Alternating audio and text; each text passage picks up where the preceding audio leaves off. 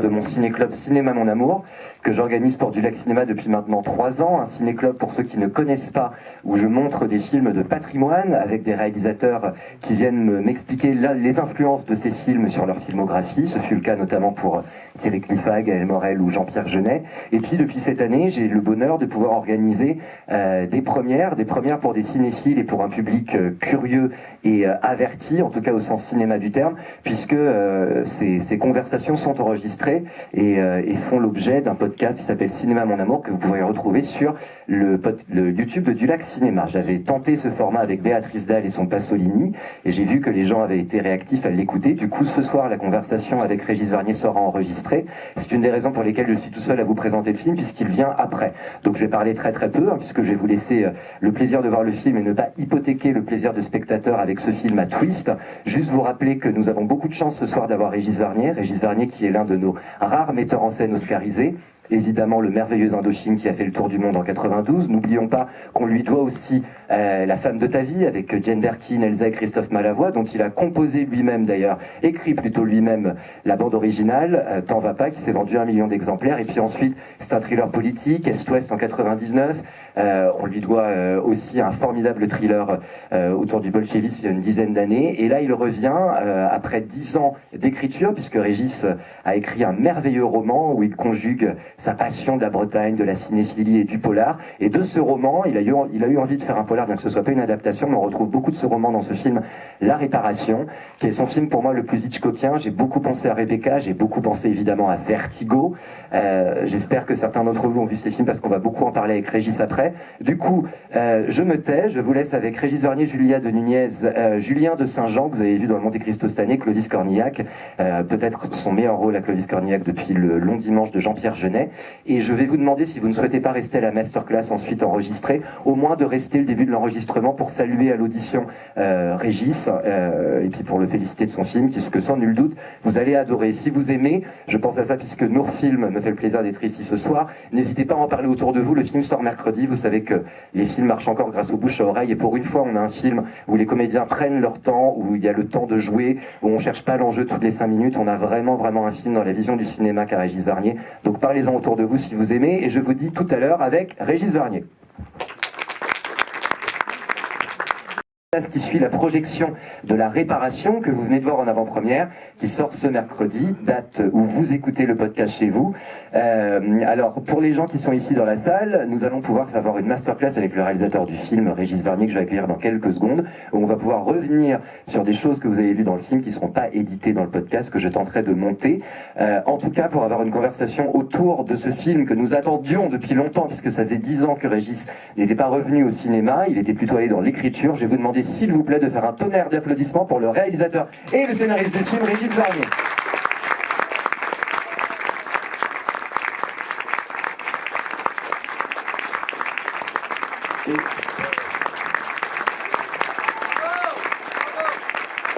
Merci.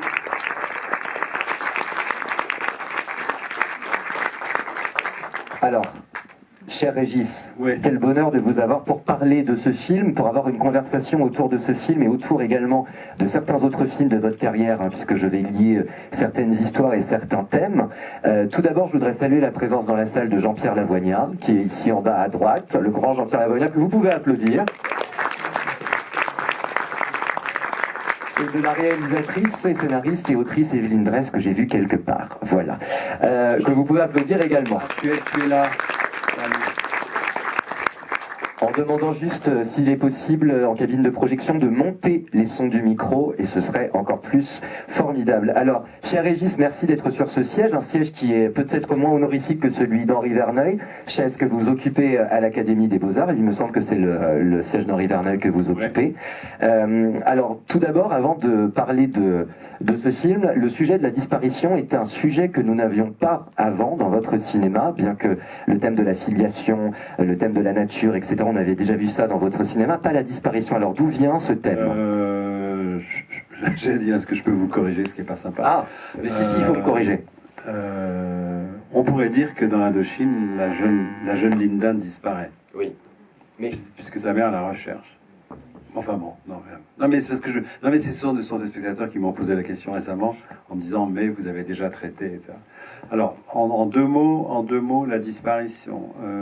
J'avais écrit il y a assez longtemps un scénario où le rôle principal était déjà un chef restaurant gastronomique, déjà un rapport assez puissant avec sa fille, et puis mais c'était très différent.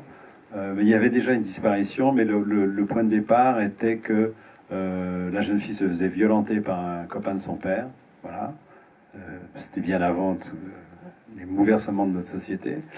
Et il faisait justice lui-même, ça le dépassait, voilà, et il était obligé de partir et de disparaître. Voilà. Mais j'étais moyennement content du script, malgré j'avais l'accord de Jean Reno pour le jouer. J'étais pas sûr de m'entendre avec les producteurs. Et à un moment, j'ai eu rendez-vous avec mon agent qui m'a dit cette phrase très particulière, parce qu'il devait avoir de l'ambition pour moi. Il m'a dit, qu'est-ce qu'il y a de mieux dans ce film qu'un film moyen des années 80 ? Non mais c'est une question, hein.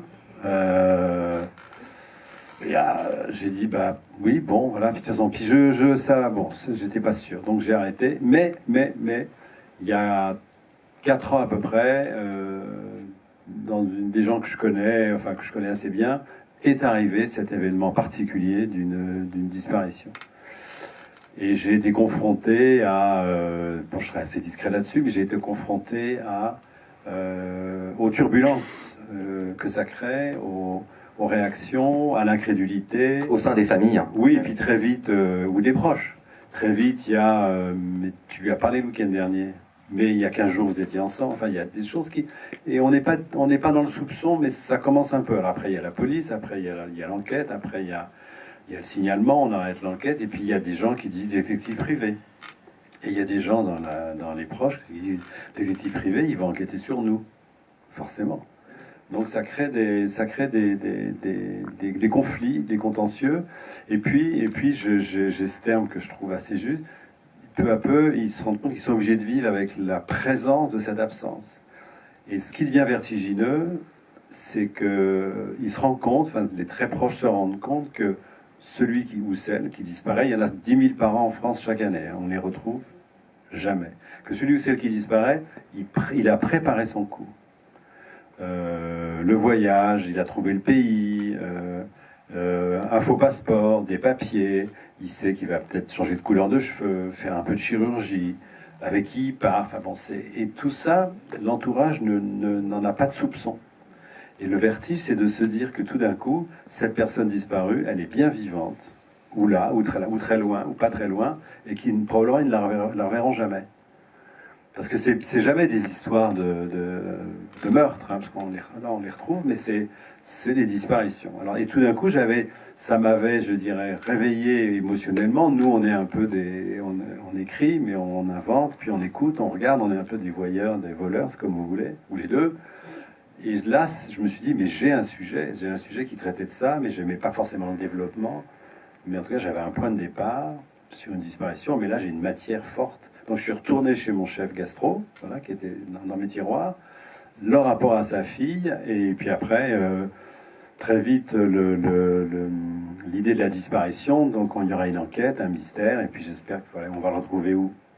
Là où j'aime bien aller, en Asie, et j'avais de quoi travailler. J'avais un point de départ en France, un point de chute là-bas, un personnage féminin central, et voilà. Et surtout, je voulais une histoire avec une tension, mystère, suspense, mais pas que ça, parce que le film se balade d'humeur en humeur, de genre en genre, et moi ça me va très bien. Exactement, c'est ce que j'allais dire, de genre en genre. Il manque peut-être juste le sport et un soupçon de politique, et on a tout ce qui fait l'univers de Régis Varnier au cinéma. La filiation, la passion amoureuse, une femme, la nature, on a vraiment tout ce qui compose votre univers. Ouais, je peux plus rien. Et la Bretagne. Je peux pas rajouter maintenant les éléments qui manquent, je suis désolé.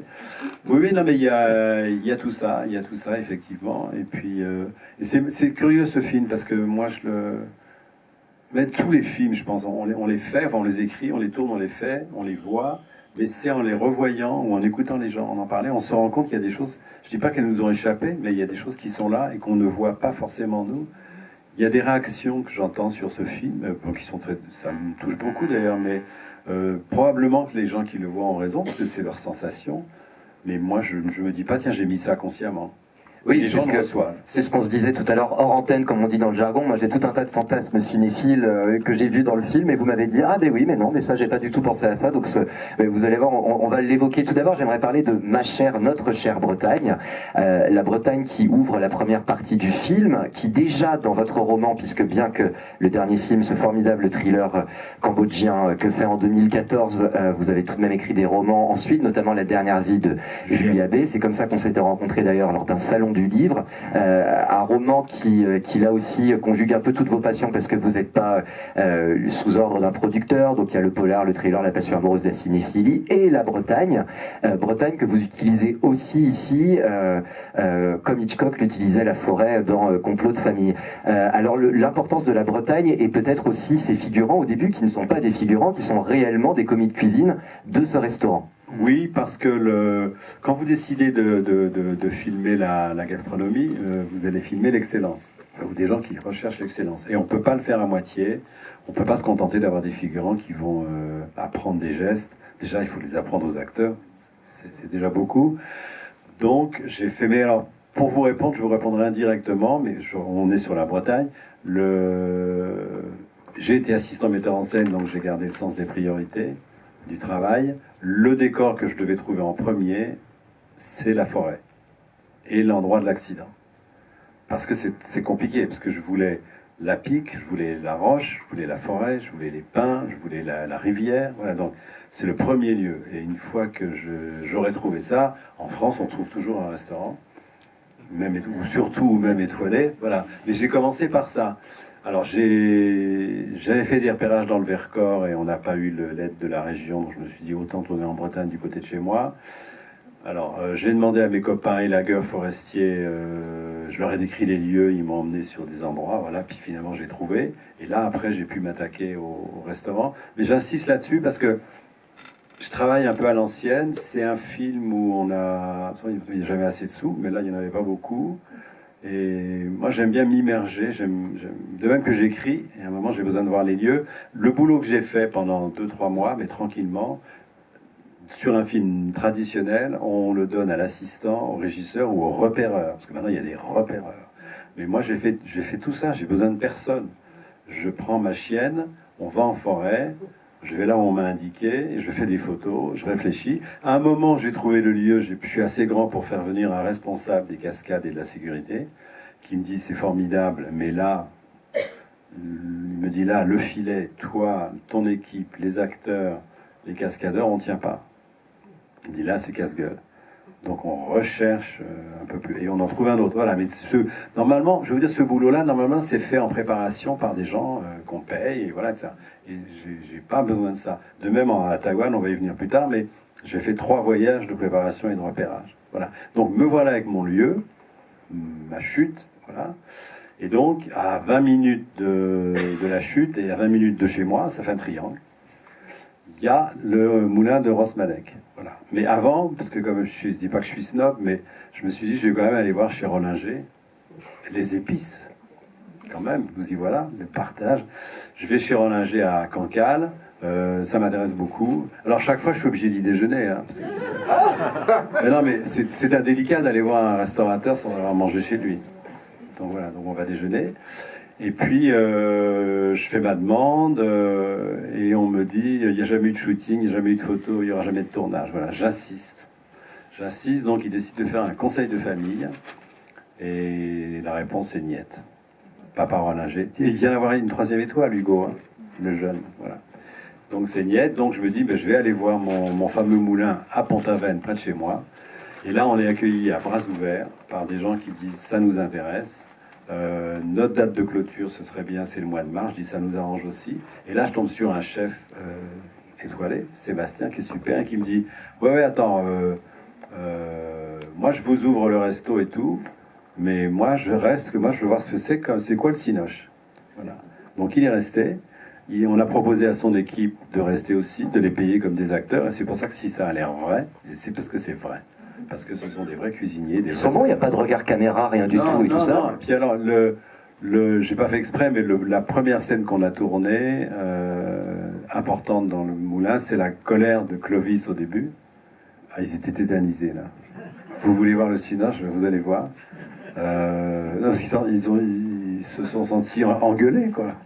Et ça, c'était vraiment bien.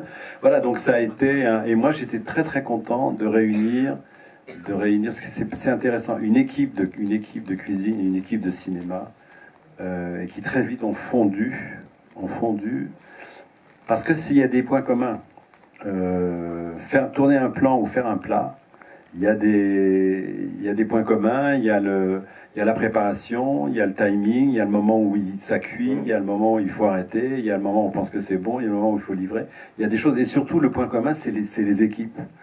Et là, j'ai vu certains, même notre chef, la sympathique, Sébastien, j'ai vu que là, il a une étoile, et le problème pour lui, c'est d'en avoir une deuxième. Voilà.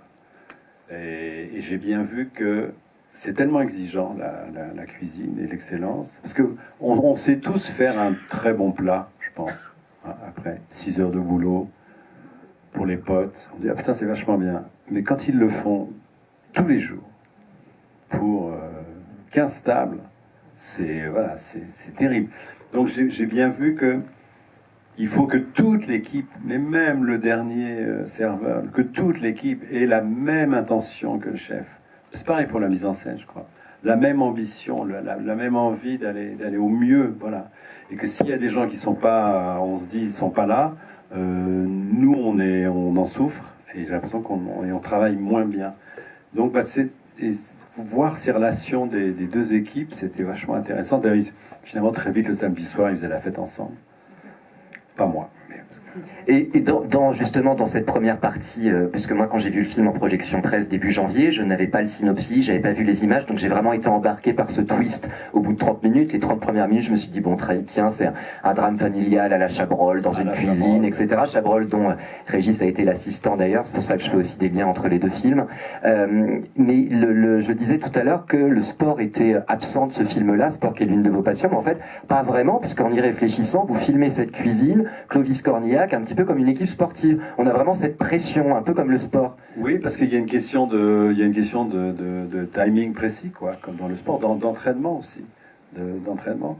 À propos d'entraînement, moi je voulais que les acteurs soient au niveau. Clovis, comme vous le savez, ou pas, il avait joué un chef pour France 2, une série qui s'appelait Chef. C'était un peu un autre sujet, mais alors Clovis c'est un homme de goût, singulier pluriel. Voilà, il a dit oui très vite. Hein. On a un agent commun, ce qui peut aider. En tout cas, il a dit oui tout de suite. Et j'étais chez moi en Bretagne et je l'ai appelé. Je lui ai dit, écoute, ce serait bien si, avant de tourner, si tu venais passer 2 ou 3 jours chez moi, je t'invite à la maison et on ira dîner au moulin, que tu vois le lieu. Voilà, bonne idée, évidemment. Alors c'est sympa parce que dans la journée, on fait une lecture du scénario, on discute du script et le soir, on va dîner au moulin. C'est un jour de fermeture, qu'à cela ne tienne. Le chef est là, il ouvre pour nous et il teste. Il expérimente, il fait des nouvelles recettes, il nous fait goûter. Voilà, c'est très sympathique. Et en plus, il fait venir le sommelier, ce qui devient dangereux.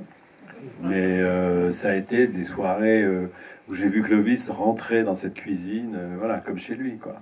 Et après, nos jeunes acteurs, Julien et Julia. Julien de Saint-Jean et Julia de Nunez. Eux, ils sont venus avant le début du tournage, on leur a mis leur costume blanc et ils se sont mis en cuisine et ils ont travaillé. Même Sébastien a fait faire un plat, il a fait travailler Julia. Voilà. Non, parce que il fallait qu'il soit dans le groupe, quoi. Et le personnage de Julien, d'ailleurs, alors attention, un nouveau fantasme personnel, mais je n'ai pas pu m'empêcher de voir dans le personnage de Julien beaucoup de choses que Régis Varnier raconte du jeune Régis Varnier. J'entends notamment dans les années 70, quand vous étiez assistant, quand vous regardiez un petit peu tout ce qui se faisait, puis aussi quand Claude Chabrol ou Giraud avaient parfois des mots qui dépassaient un peu leur pensée sous pression, un peu comme peut l'avoir Cornillac avec Julien. Donc il y a beaucoup de choses qui m'ont fait penser à vos années des années 70, assistant de plateau, vous avez fait beaucoup de choses à l'époque. Même Doublure Lumière. Ouais. Alors Doublure Lumière, vous savez, Doublure Lumière, ça se fait plus. Hein. C'est des films où il y avait des moyens. Je crois qu'il y en a encore en Amérique. Un peu en France aussi, les films d'époque. Voilà, ce sont des gens qu'on engage, qui ont la même taille qu'un acteur ou qu'une actrice, Et en gros, ils vont répéter, c'est-à-dire on leur fait faire les déplacements du personnage pendant que les acteurs révisent le texte ou se reposent dans la caravane. On les met dans la lumière, on règle la lumière sur eux, on règle le cadre sur eux, et quand tout ça est fait, les acteurs se présentent. Voilà. Et moi, j'avais été engagé pour être la lumière de Michel Piccoli, qui est plus grand que moi. Voilà. Mais c'est pas grave, parce que le régisseur était un peu paresseux, mais ça a donné lieu à une amitié. Voilà. Et ça, c'était un film de Chabrol. C'est dommage, c'était pas le plus réussi des films de Chabrol, mais il y avait un casting, il y avait Michel Piccoli, Orson Welles, Marlène Jobert. Déjà, ça paraît bizarre, tout ça. Et Anthony Perkins. La décade prodigieuse. Et le film, alors, Claude avait une ambition extraordinaire sur le film, ça m'a demandé Larry Quinn, auteur qu'il aimait beaucoup. Il avait une ambition de... C'était le fils adoptif d'un homme très puissant, Orson Welles, le fils d'Anthony Perkins, qui en gros ressent qu'il faut qu'il affronte son père, qu'il le déifie tellement il est puissant, et il va en gros, à travers lui, transgresser les 10 commandements. Voilà, c'était un peu compliqué. C'est Catherine Deneuve qui devait le jouer. Le film a été retardé. Je ne sais pas si elle l'a relu, mais en tout cas, elle ne le fait pas. C'est Marlène Jobert qui la remplace, qui était un peu perdue quand même face à Welles. Et Claude a fait quelque chose qui était... Franchement, c'est très touchant ce que je vais vous raconter, mais c'est... Claude, mais fou de cinéma et fou d'Orson Welles. Mais voilà, donc il avait devant lui un homme qu'il vénère et qui vraiment l'a emmené à faire du cinéma. Sauf que Welles était pauvre à l'époque. Criblé de dettes, ouais. Criblé de dettes, et il faisait des rôles comme ça dans des films européens où il cachetonnait, quoi. Et les gens pensaient qu'il allait le voir le soir et tout. Il s'était enfermé dans une villa. Il était invisible. Il a eu une seule visite, Marlène Dietrich, quoi, qui est venu le voir, c'est pour vous, oui. Qui est venu le voir à Obernai dans sa villa. Pendant un dîner, je crois, vous avez dîné d'ailleurs avec. Voilà, et Welles, il hait son joli petit nez, parce qu'il a un nez magnifique, moi j'achète, hein, mais bon.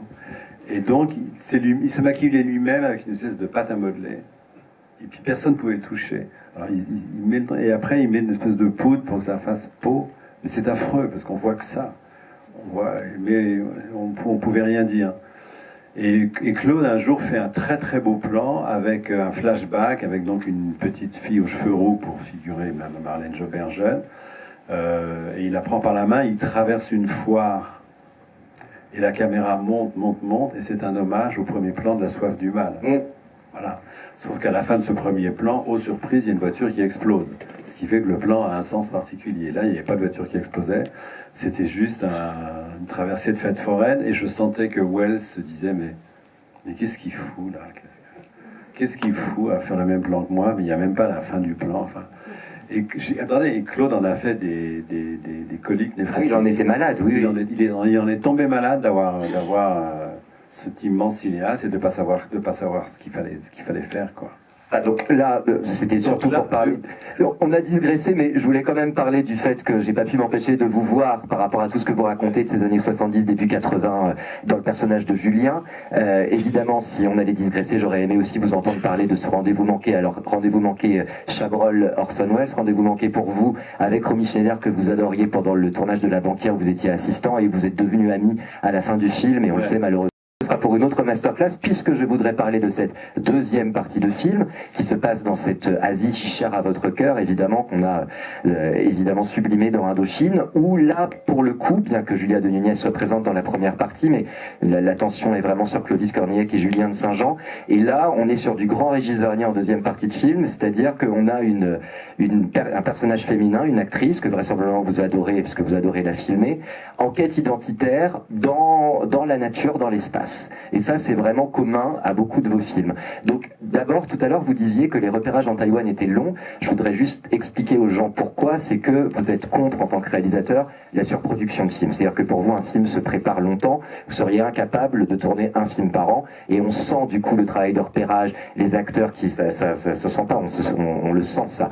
Ce film-là, du coup, vous l'avez dans la tête, et les repérages en Taïwan ont duré combien de temps? Sont étalés sur combien de temps? J'ai fait trois voyages de repérage. Voilà. Brièvement, je voulais tourner en Chine populaire, gastronomie. Voilà. Et j'étais J'ai travaillé avec un homme d'affaires chinois qui connaissait vaguement des producteurs. Il m'a emmené à Tsingtao. Je crois il connaissait bien la région, le gouverneur. C'est un peu bizarre.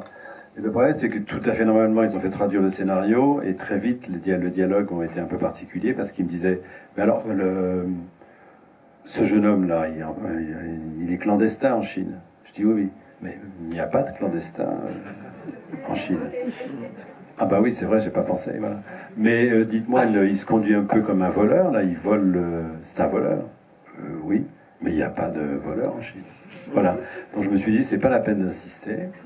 Donc marche arrière. Et je me suis dit, bon alors je vais trouver un autre pays asiatique. Le Vietnam a une cuisine magnifique, mais elle est rustique, rurale, elle n'a pas il n'y a pas tous ces goûts. Il n'y a pas toute cette sensualité de la cuisine, c'est autre chose. Je ne voulais pas tourner en Thaïlande qui, pour moi, raconte trop des vacances. C'est des images de vacances. Et donc, Corée du Sud et Taïwan. Pourquoi? Parce que terre de gastronomie, il me fallait, et terre de cinéma. Et là, je vous réponds. Terre de cinéma, parce que j'ai fait pas mal de films à l'étranger, Afrique, Europe, Ukraine, Asie, un peu partout. Et chaque fois, il y a ce défaut des cinéastes étrangers, comme moi quand je suis là-bas, surtout américains, c'est d'arriver avec des équipes pratiquement complètes. Et le problème, c'est que moi, là, j'avais envie d'entrer dans le pays, d'être en immersion. Et si vous avez 30 personnes dévouées, sympathiques, talentueuses, qui bossent avec vous et qui parlent français toute la journée, c'est un écran. Ils vous cachent le pays, ils vous cachent les acteurs. Et je trouve, on se retrouve à faire un film français. Et surtout, vous donnez à tous ces gens qui sont des très bons techniciens des rôles subalternes. Ils ont des rôles de sous-chef. Voilà. Donc j'ai dit, on part à 4. Et on avait une équipe française en Bretagne. J'ai dit, en Asie, on part à 4. Et on tourne avec une équipe asiatique. Ce qui sent, hein. Taïwan ou Corée, ça marche. Et Taïwan, c'est mieux pour la gastronomie. C'est plus fin. C'est la cuisine chinoise. Et puis Taïwan propose aujourd'hui de participer à la production, à la coproduction, via des sociétés locales avec lesquelles vous signez un contrat. Donc me voilà à Taïwan. J'ai dit au producteur, mais moi j'y vais, mais alors il faut que je trouve les techniciens, il faut que je trouve les acteurs, il faut que je trouve les décors, il faut que je vérifie le matériel, parce qu'on va prendre une caméra là-bas, enfin tout ça. Mais voilà, mais ça c'est mon boulot. Mais en général, maintenant les gens délèguent ça.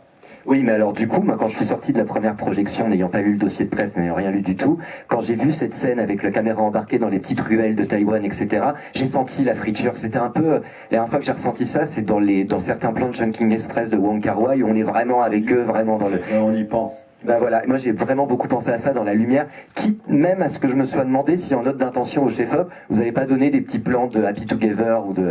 Parce que vraiment j'ai vachement pensé à Wong Kar-wai, cette fameuse scène caméra embarquée. Vous avez raison, je pense que si on avait amené une équipe française, on n'aurait pas fait ces plans-là. Et par exemple, les plans où elle déambule dans le premier jour, là-bas, quand elle déambule dans le marché de nuit, on n'avait pratiquement pas de lumière additionnelle. On a tourné dans... Alors, ça c'est formidable à Taïwan, je vous demande si on peut faire ça en France. On a tourné dans un marché de nuit. Là, beaucoup de Taïwanais, ou beaucoup d'Asiatiques d'ailleurs, ils font pas la cuisine, hein. Ils font plus la cuisine. Ils vont tous, au Cambodge encore plus, ils vont dans les restaurants de rue, ils mangent pour $1,5. Mais ils font pas la cuisine. Donc les marchés de nuit, il y a plein de monde. On a tourné dans un marché en activité. Et on avait des figurants à nous qui nous protégeaient un peu. Dans le hall de grand hôtel de Taipei, où j'ai eu du mal à avoir l'autorisation, mais je l'ai eu, ils m'ont dit, d'accord, mais l'hôtel fonctionne, hein, on va pas couper l'hôtel pour vous. On a tourné dans un hôtel qui fonctionnait, mais c'est extraordinaire, je pense. On peut pas tourner en France dans un hall d'hôtel où ça marche. Donc il y a une attitude, et ça, je pense que c'était possible parce que on était une équipe majoritairement asiatique. Mais en tout cas, ça a très bien fonctionné avec tous ces techniques. Mais ça sent, moi j'ai vraiment toute cette partie de nuit, les éclairages sur Julien, de nuit en haut. Pour les gens qui font du cinéma ou qui veulent en faire, on avait un chef machiniste qui était également steadicammer. Ah. J'ai pas vu ça en Europe. Non. Mais le mec et en plus, il parlait pas anglais. Mais je décrivais le plan, il voyait la focale et il comprenait. Et souvent, moi je disais c'est bien, il me dit non, je fais mieux. Il traduisait, il me disait c'est très bien, il veut refaire mieux. Il a compris ce que tu veux, il pense que tu n'es pas vraiment content, il voit ta tête et il pense qu'il faut qu'il refasse. Je dis non, va pas, tu vois. Mais enfin voilà, c'était que du bonheur ce tournage. Et ça se sent, puis ça sent l'entente des comédiens, etc. Mais vraiment, c'est ça, avec caméra embarquée, m'ont vachement plu au premier visionnage. J'avais l'impression d'être dans du Wong Kar-wai. Et sur cette deuxième partie Taïwan, alors quand on a un cinéaste cinéphile, toujours c'est un fantasme de conférencier d'imaginer ce que je vous disais en antenne, plein de références qu'il a pu avoir, etc. Et je vous ai envoyé un message vocal à la sortie de la projection presse, parce que autant j'ai beaucoup pensé à Hitchcock dans Rebecca, dans la première partie du film, autant dans la deuxième partie, je sais pas si vous avez vu Vertigo dans la salle, s'il y a des cinéphiles, Sueur froide d'Alfred Hitchcock, Julien de Saint-Jean, fantasmagorique en personnage, etc. J'ai beaucoup pensé à Kim Novak qui apparaît dans des plans comme ça et tout. Le James Stewart qui est perdu, qui pense qu'il est fou, etc. C'est Julia de Nunez aussi. Et la perruque. Et oui, tout à fait. Tout à fait. Mais du coup, le double. Et c'est pour ça que je pense que c'est votre film, peut-être sans le vouloir, mais le plus Hitchcockien. Et également, où vous écrivez différemment, parce qu'entre-temps, il y a eu les romans, etc. Et je trouve que c'est celui qui est le plus romancé. C'est-à-dire, quand on a lu votre manière d'écrire, notamment dans la dernière, on voit qu'il y a peut-être un changement qui s'est fait, et que on prend le temps, on cherche pas le rythme affolant, etc. Et on est complètement avec ces personnages. Et je pense qu'il y a quelque chose depuis l'écriture de ce livre, où c'est une autre manière aussi d'écrire. En tout cas, je l'ai ressenti comme ça. Oui, mais je pense aussi que c'est... Oui, je pense aussi que c'est les lieux. Alors si, il y a quelque chose qui correspond à ce que vous dites. Bon, je vais vous donner une réponse technique. J'avais 3 acteurs jeunes. Je parle aussi du Taïwanais, parce que je trouve que... Ah oui, il est super. Je trouve que c'est un acteur exceptionnel. Ce sont des gens qui travaillent et qui vivent dans le cinéma d'aujourd'hui. C'est-à-dire qu'ils n'ont pas, alors je dirais l'expérience, mais je pourrais dire, ils n'ont pas la rigueur des acteurs de l'époque de la pellicule. Voilà. Le bouleversement du cinéma, c'est le passage de la pellicule au numérique. Ça a changé le mode de tournage, ça a changé tout le monde. Je vais vous dire brièvement, la pellicule dans un devis de film, c'était énorme. Ça coûte très cher. Après, les gens vous faisaient toujours une règle de 3. Ils disaient, bon, vous avez dépensé 60 000 mètres sur le film d'avant, le film a telle durée, donc là, on va vous donner 50 000 mètres, donc ça veut dire 1000 mètres par jour, quelque chose comme ça. Voilà. Et ben, donc, ça veut dire que c'est comme vous, quand vous aviez des appareils photo, que vous faisiez des diapos, vous réfléchissiez avant de faire clic. Parce qu'il y avait 36 poses. Aujourd'hui, les gens font des rafales. Ils font pas des photos, ils font des rafales. Voilà. Mais le tournage, c'est pareil, le tournage numérique. Donc, nous, sur un plateau, on travaillait avec les acteurs, on travaillait avec l'équipe technique, on mettait un plan en place, ça prenait du temps, on faisait un nombre de prises réduit, donc on faisait de la mise en scène sur le plateau. Aujourd'hui, je vous donne des exemples, on voit des séries formidables, on ne sait même pas qui les a mis en scène. On ne sait pas qui c'est. The Crown, c'est merveilleux. Franchement, c'est merveilleux. Personne ne peut citer un metteur en scène. On ne peut citer que le producteur, enfin le concepteur, Peter Bergman, le showrunner. Il y a des séries françaises aussi, je sais pas, plein, Engrenage, tout ça. On ne sait pas qui les filme. Parce qu'aujourd'hui, la main est au producteur. Voilà. Et il y a plein de gens, des jeunes générations, qui en gros n'ont pas notre expérience, qui avec le numérique disent de toute façon je filme devant, sur le côté, voilà, je fais des plans, je fais des avances et tout ça va au montage. Et c'est le monteur qui fait la mise en scène du film. Voilà. Ce qui s'est passé beaucoup aux États-Unis pendant très longtemps, ce sont les producteurs qui avaient la main mise sur le dernier montage. Voilà. Et c'est pour ça que avec des acteurs de cette génération, dont je sais qu'ils n'auront pas la rigueur, de refaire 25 fois la même chose dans des prises différentes, on fait des plans séquences. C'est-à-dire qu'on filme toute la scène en longueur, et je sais qu'ils auront la joie ou le plaisir de pouvoir être dans une scène dans un temps réel. Voilà. C'est comme s'ils sont au théâtre. On leur donne une scène qui dure 3 minutes, et bien ils vont jouer pendant 3 minutes. Il est à noter d'ailleurs que les acteurs, Julien de Nunez y compris, viennent du théâtre. Julien de Saint-Jean vient du cours Florent, a fait du théâtre, Clovis Cornillac évidemment, Julien de Nunez aussi. Donc on sent quand même ce goût du jeu très théâtral pour justement des tensions qui vont en ascendant. Donc tant mieux qu'ils aient cette source théâtrale. Et on va arriver au terme de cette rencontre chez Régis, mais il y a tout de même quelque chose que je voulais aborder avec vous. Je ne sais pas si cela devient votre cinéphilie, puisque il me semble que quand vous étiez petit, vous alliez 2 à 3 fois au cinéma. Par semaine. Et c'est d'ailleurs la question que je vais vous poser pour clore de manière un peu philosophique cet entretien, c'est faut-il être cinéphile pour être cinéaste? Mais avant, je voudrais quand même savoir d'où vient cette passion de filmer, la passion amoureuse, chose qui moi me plaît beaucoup au cinéma, par les femmes dans des grands espaces. Ou alors des femmes qui fuient le huis clos pour se trouver ailleurs. C'est le cas de Jane Birkin dans La femme de ma vie, évidemment Indochine, Catherine Deneuve. Là, dans la deuxième partie du film, on a l'impression qu'elle a besoin de l'immensité de la nature pour comprendre ce qu'elle ressent. Est-ce que ça vient du coup de votre cinéphilie, de toutes ces femmes fortes que vous avez vues au cinéma? Alors si j'avais les réponses, j'arrêterais de travailler. Donc comment vous dire ça? Alors je commencerai par l'amour du cinéma, qui m'a constitué. Je pense que le cinéma m'a plus ou moins sauvé la vie quand j'étais enfant. J'y allais, mais de manière absolument anormale. Hein. Même les adultes me le reprochaient. Mais je rentrais dans des salles où il y avait des films qui n'étaient pas pour ma génération. Et c'est parce que mon père militaire était loin, il était absent, il faisait la guerre, et ma mère abandonnée, quand même c'est un terme, hein, voulait vivre sa vie. Et souvent elle me déposait au cinéma pour, à mon avis, vivre sa vie. Voilà. Et en tout cas, c'était une manière aussi de me tenir à l'écart, de me cacher tout ce qui leur appartenait à eux d'intimité, qui n'était pas sous de mon regard. Et mystérieusement, je me suis rendu compte bien après, parce que je voyais des grands mélos américains avec des femmes un peu tristes, qui mettaient des robes rouges pour danser le mambo et monter des escaliers en dansant. Et je me disais que peut-être ce qu'on me cachait, c'était là. C'était tout d'un coup, le cinéma me montrait ce que je n'avais pas le droit de voir à la maison, ce qu'on voulait me cacher. On me cachait la vie, et moi je la retrouvais sur un écran. Et je pense que ça a créé un rapport très particulier au cinéma. Et ça m'a fait aussi réfléchir au mot écran, qui veut dire faire écran. Et en même temps, sur un écran, on projette. Donc il y a quelque chose là qui m'a toujours interpellé. Et c'est vrai que pour moi, les films les plus émouvants, pour moi, c'était les grands mélos américains. Les grands mélos avec des femmes qui, en gros, se battaient et qui n'arrivaient pas toujours à gagner. Voilà, c'était avec des fins un peu tristes. Donc je pense que c'est, en tout cas, le rôle féminin central, je pense que ça vient de là. Alors, l'espace, après... je pense que s'il y a... Là, j'improvise, hein, je ne sais pas, mais je vous réponds.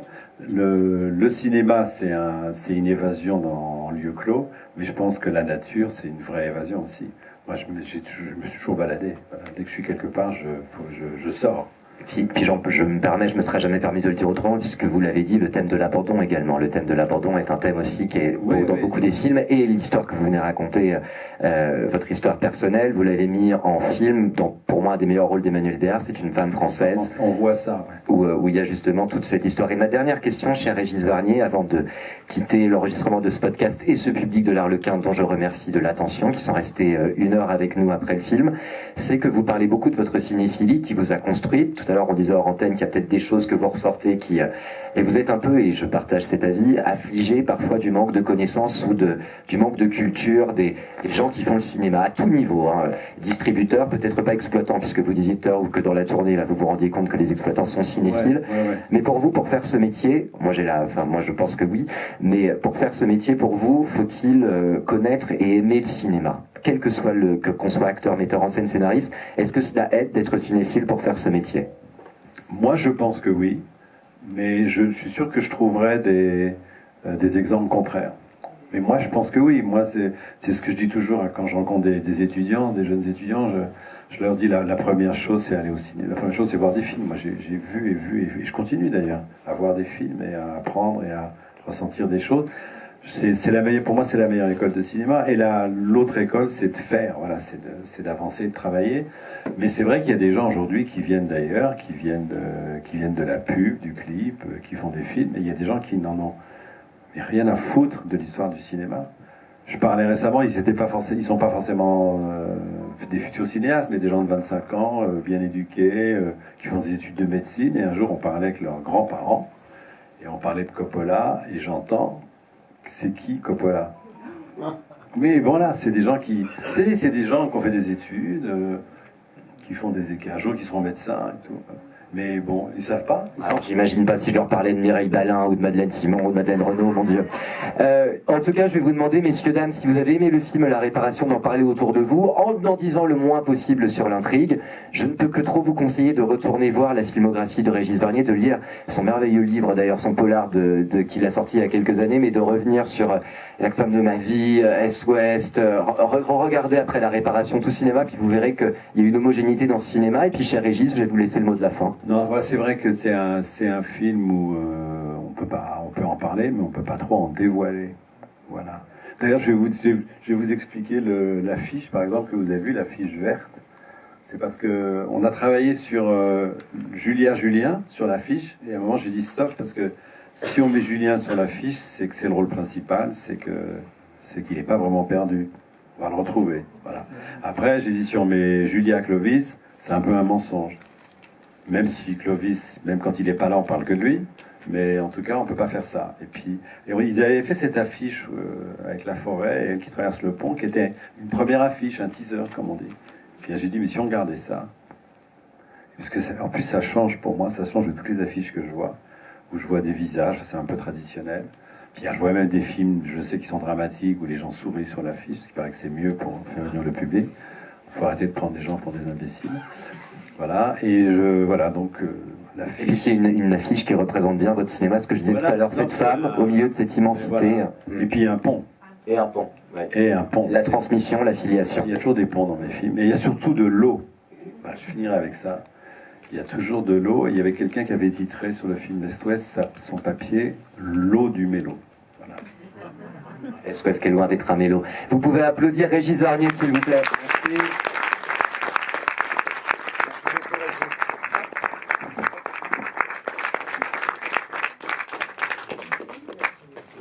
Merci d'être resté au bout de l'enregistrement, messieurs, dames, c'est chouette. Merci beaucoup. Merci à vous. Merci. Cher Jean-Pierre, merci de votre présence divine. Oui, vous avez vu que j'ai réussi à placer Mireille Balin.